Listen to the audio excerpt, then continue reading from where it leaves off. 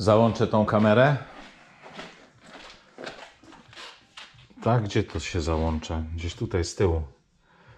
O, tu i można nagrywać. Dzień dobry wszystkim. Dawno nie nagrywałem żadnego filmu i no i chyba czas najwyższy coś zrobić w tej materii. Trudne czasy dla nas wszystkich. Z perspektywy tego naszego hobby również. Zawodów żadnych nie ma.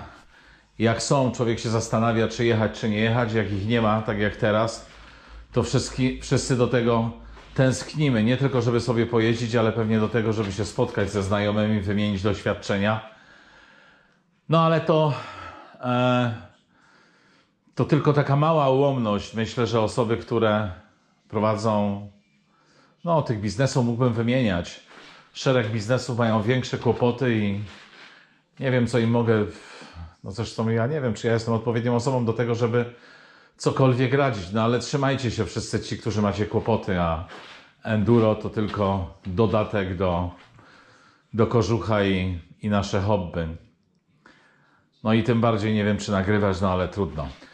Pokażę wam, co ostatnio kupiłem. Chociaż takie, nie wiem, pokazywanie, to nie wiem, jaki ma cel, czy... Nie wiem, czy propozycja tych zakupów, czy... Mnie jest zawsze, ja mam taki zawsze dylemat. Jest mi po prostu troszeczkę wstyd i głupio, że takie rzeczy pokazuję, no ale cóż. Dobrze, kupiłem sobie 2 opony. Zawsze myślałem, że wydatki związane z enduro no nie są małe, ale po ostatniej wizycie w sklepie stwierdziłem, że cholera jasna, to wszystko tyle pieniędzy kosztuje, no ale cóż. Bardzo popularna opona dla wszystkich tych, którzy nie wiedzą, do hard enduro. Myślę, że do enduro również, czyli Metzeler Six Days.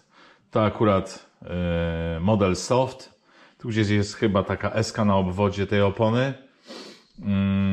Mówić coś o symbolu? No tu jest taki symbol M/C 70 MMS. Opona bardzo dobra, sprawdzona, twardy karkas. Idealnie nadająca się...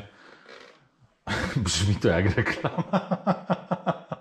Idealnie nadająca się pod Tublisa, dlatego że jeszcze raz pokażę, ten twardy karkas, o tutaj on jest i dzięki temu no nie tak łatwo, nawet praktycznie rzecz biorąc na zerowym ciśnieniu ją przebić. Jasne, że można, ale nie jest tak łatwo. To ją założymy. Za chwilę kolejną oponę, którą kupiłem, to Scorpion, Pirelli Scorpion. Też to jest opona soft. Tutaj nie wiem, czy to widać. Ta kostka jest naprawdę tak macając. Towar macany należy do macanta. Macając jest jeszcze bardziej miękka od tamtej poprzedniej opony, czyli od tego Metzellera soft. I co niektórzy moi koledzy jeżdżąc na tych oponach, no jasne, oni bardzo dobrze jeżdżą, ale dają sobie doskonale radę i ponoć ona się bardzo dobrze zachowuje w trudnym, górzystym terenie, a wiadomo, w górach się teraz jeździ, ale tylko i wyłącznie w Rumunii, bo u nas jest, no u nas nie jeździmy w górach. Właśnie, to jest ten Scorpion i ją prawdopodobnie założę na sobotnią wyprawę. Odkładamy to. Co jeszcze? Jeżdżę do tej pory, czy jeździłem do tej pory tutaj po tych naszych okolicach i hałdach na standardowym przełożeniu 13-50. Mam zamiar założyć z przodu 12 i z tyłu tarczę o rozmiarze 49 tych zębów. Nie będę skracał łańcucha, dzięki temu cała opona, całe tylne koło, przesunie się jeszcze bardziej do tyłu i dzięki temu. I poprzez ten zabieg, jak również, bo to też chyba nie wszyscy wiedzą, podniesione o tutaj półki lagi do góry, przepraszam, przednie zawieszenie, motocykl będzie jakby od przedniej do tylnej osi, no dłuższy i nie będzie go stawiało tak na podjazdach na przednie koło i później wiecie, fruwające motocykle. Co jeszcze? spodnie. Niestety spodnie to kupuję więcej motocyklowych niż jeansów ostatnio. Nie wiem jakim cudem się to dzieje, ale one się po prostu, no wszystkie i to wszystkie modele targają niemiłosiernie. To najnowsze Lity model 5. Gdzie to jest? 5,5. Różne są opinie na temat tej marki Lit. Ja przyznam się szczerze, ze spodni 4,5 nie byłem zadowolony. One były z bardzo kiepskiego materiału i naprawdę no, darły się w oczach. Nie wiem, człowiek niczego nie dotykał i zaraz tam występowała dziura. Ale ten model 5,5 moim zdaniem jest super, a poza tym ten czerwony kolor, tak sobie to wymyśliłem, będzie pasował do tej koszulki i do tych butów. Ok, ale zanim o butach, to jeszcze Wam pokażę swoje. Tak, kupiłem kolejne garny. Swoje, się wysuszyły. Swoje stare garny, w których przejeździłem, chciałem powiedzieć 3 sezony. Nie, 3 lata. 3 lata, czyli na jakieś 400 motogodzin. Tak wyglądają buty po 400 motogodzinach.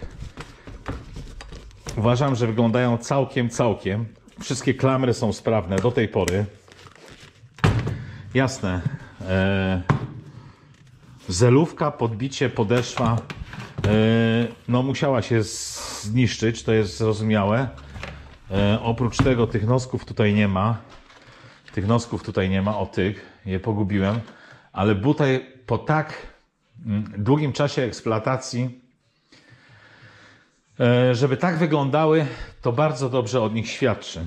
I zaraz niektórzy z Was od razu mogą zadać mi pytanie, a co z litami? Bardzo żałuję niestety. Bardzo żałuję, że w tych butach jeździć nie mogę. Naprawdę. Tak wygodnego buta to ja w życiu jeszcze nie miałem na sobie. Nie miałem na sobie, ale nie mogę. Dlaczego nie mogę? Ponieważ, to zresztą doskonale widać, no, czy to na starych, czy na nowych. Obwód. Może tak jakoś położę, tak? Tak będzie dobrze.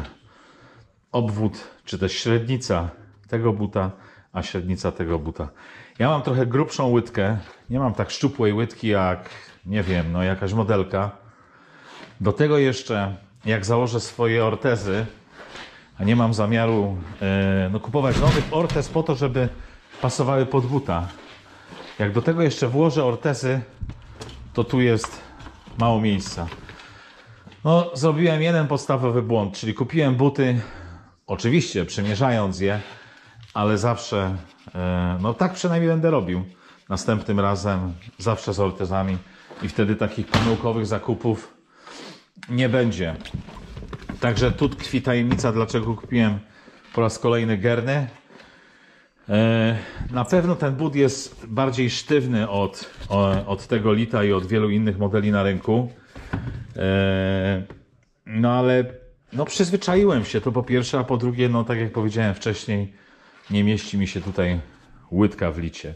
Ja słyszałem oczywiście, ja tego nie sprawdziłem, ale słyszałem takie opinie na ten temat, że te buty przemakają. Myślę, że no nie wiem, po 6 godzinach jazdy w jakimkolwiek terenie to, no chyba, że jest plus 35 stopni, to wszystkie buty przemakają i słyszałem o takim patencie. Oczywiście ja tego nie zrobiłem, ale niektórzy tak robią. Nie pamiętam już, kto mi o tym powiedział, że wiecie, jak się długo jeździ, nie wiem, na jakichś zawodach, chlipie tam w tym bucie, bo powiedzmy jeszcze dodatkowo leje, to ludzie, ci pro-riderzy, wiertają sobie gdzieś tutaj, tylko nie wiem, czy tu, no chyba w odpowiednim momencie, czyli tu, nie wiem, wiertłem FI 2, FI 1,5 pod takim, oczywiście to nie jest wiertło FI 1,5, żeby było jasność, pod takim kątem i dzięki temu ta woda ponoć nie wchodzi tak łatwo, ale wylatuje z tego buta. Tak, także no co, ja zabieram się do pracy, zmieniam te zębatki. To taki krótki film na, nie wiem, podtrzymanie bardziej kontaktu z Wami, bo chyba nikt nie ma fazy na nagrywanie, nie wiem, czy ktoś ma fazę na oglądanie takich filmów. w obecnej chwili, w obecnym czasie, ja myślę, że prędzej czy później wszyscy z tego wyjdziemy i nie powinniśmy się martwić, tylko trzeba robić swoje i jasne, wszyscy namawiają, zostań w domu, zostań w domu, hashtagi zostań w domu. Ja uważam, że powinniśmy wyjść z domu, no oczywiście zachowując wszelkiego rodzaju środki ostrożności, bo głowa najważniejsza w życiu każdego człowieka. Ja mam tyle, nie będę nagrywał tego jak robię to sam, bo to może być ten film zbyt długi i nudny. A na koniec jeszcze puszczę takie, bo szkoda mi materiału. Latałem sobie dronem kilka tygodni temu. To ten materiał z naszych okolic. Trzymajcie się. Hej!